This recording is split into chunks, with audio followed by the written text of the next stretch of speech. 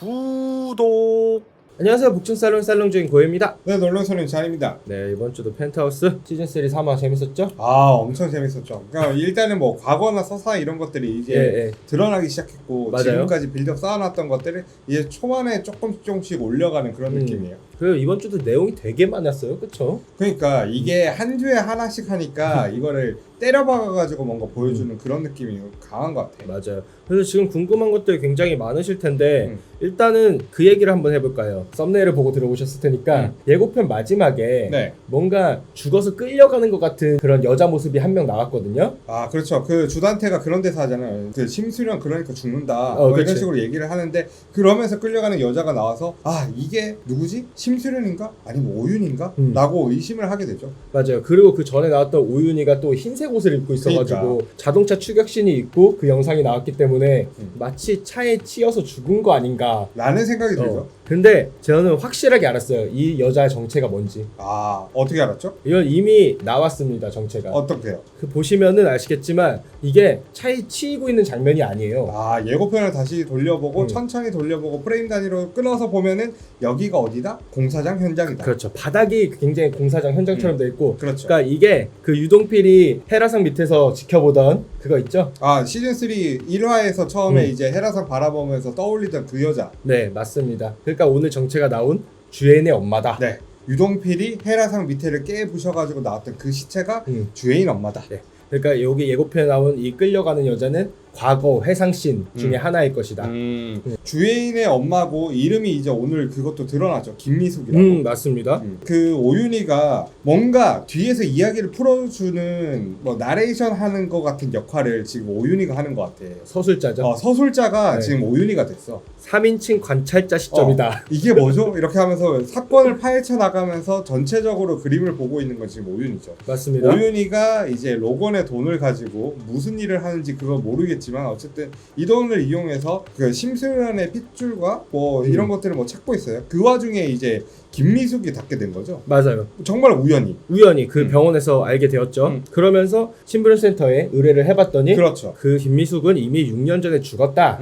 누가 죽였냐? 유동필이 죽였다. 네. 유동필이 죽인 그 사건이 그것도 청평댐 시체 없는 살인 사건이야. 그러니까 그래서 지금 오늘은 이 이야기 주애인 엄마가 죽은 이 이야기를 조금 더 파헤쳐 볼까 합니다. 네네. 방금 자님이 말씀하신 것처럼 청평댐 시체 없는 살인 사건의 피해자다 김미숙. 근데 우리는 모두 알고 있잖아요. 김미숙이 사실은 헤라필리스에서 죽었다는 거. 그렇죠. 헤라펠리스 공사 현장에서 죽었는데 왜 청평댐 살인 사건이지 하면은 민설아가 죽었을 때도 한번 시체 유기를 한 적이 있잖아요. 맞아요. 그것처럼 옮겼을 것이다. 그러니까 주단태가 그 민설아가 죽었을 때 빠르게 판단할 수 있었던 건 자기가 한번 해봤기 때문인 거예요. 그렇죠. 거기다가 오늘 이제 그 오윤희가 심부름 센터를 통해서 확인한 바로 의하면은 청평댐에서 왜 죽이게 됐는지, 어떤 관계가 있는지 그런 것들도 이제 수사 사건일지 이런 데 나와 있잖아요. 맞아요. 그리고 또 보니까 예고편에 그런 장면이 있더라고요. 어떤 거죠? 주애인의 친모인 김미숙이 주단태한테 계속해서 매달 300만 원씩 생활비를 받은 그 흔적이 나왔어요.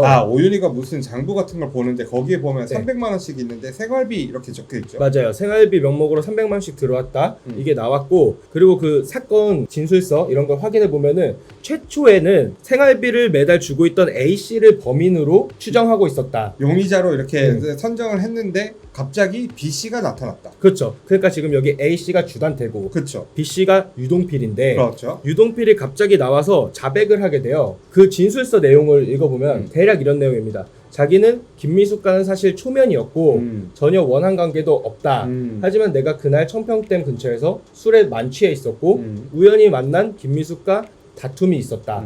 그래서 우발적으로 살인을 저질렀고 경찰에 잡힐까 두려워 청평댐에 유기를 했다. 라고 얘기를 했죠. 그러니까 이걸 심신미약을 이용해가지고 이게 주단태가 유동필 네가 들어가. 그 대신에 우리가 빨리 나올 수 있도록 도와줄게 하면서 변호사를 붙여가지고 이런저런 얘기를 꾸몄을 거 아니야. 맞습니다. 그렇게 꾸며서 유동필이 범인이 된 것 같고 그렇죠. 그 과정에는 아마 협박이 섞여 있을 것 같아요. 유동필이 자의로 그렇게 들어간 것 같진 않고 뭔가 거절할 수 없는 그런 협박들이 있었을 것 같고 그래서 유동필이 지금 주단태한테 굉장히 분노하고 있는 상황이고요. 그렇죠. 그런데 그렇다면 왜 주단태가 애당초 김미숙을 죽여야 되느냐, 네. 이런 문제에 봉착하게 되는데 저는 이것에 대한 힌트가 아까 얘기했던 그 계좌 내역 거기에 있다고 봐요. 그 계좌 내역에 보시면 아까도 말했지만 매달 300만 원씩 계속 돈이 들어왔거든요. 그렇죠. 생활비 명목으로 계속 돈을 받고 있어. 네. 근데 그걸 진짜 생활비 명목으로 받아서 썼다면 그 계좌 잔액이 줄어야 되잖아요.